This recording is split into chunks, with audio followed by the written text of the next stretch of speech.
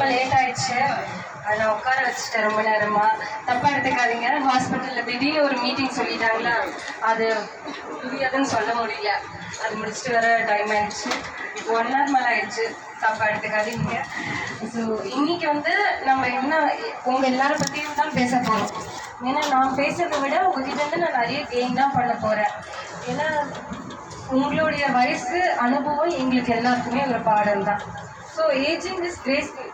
அதாவது வயசாகிறது அது வந்து ஒரு நம்பர். ஆனால் மற்றபடி நம்ம எப்படி ஃபிசிக்கலாக நம்ம பார்த்துக்கிறோமோ மென்டலாகவும் நம்மளே பார்த்துக்கிறோம். இப்போ பிபி வருது, சுகர் வருது, எல்லாம் ஒரு 40-50 தாண்டும் போது பிபி சுகர் எல்லாமே வருது. அப்படி வரும்போது நம்ம அதுக்கு மாத்திரம் எடுத்துக்கிறோம் இல்லையா? அதே மாதிரி தான் மனசையும் நம்ம வந்து பார்த்துக்கிறோம். என்ன வயசாகுது, நம்ம இதுக்கு மேலே என்ன பண்ண போகிறோம், இதில் பிரச்சனை வந்தால் என்ன, பயந்தா என்ன, சோகமாக இருந்தால் என்ன, மறந்தா என்ன, இதெல்லாம் வயசுல நான் இருந்தால் எப்படின்னா அப்படி கிடையாது.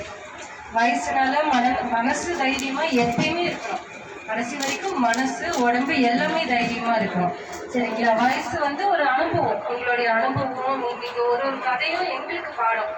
நீங்கள் இத்தனை வயசு வரைக்கும் உங்க குழந்தைங்கள உங்க பேர பசங்க முதல் கொண்டு நீங்க வளர்த்துட்டு வரீங்க. அதுல நிறைய சேலஞ்சஸ் இருக்கும். அதை எல்லாத்தையும் நீங்க வந்து ஃபேஸ் பண்ணி தான்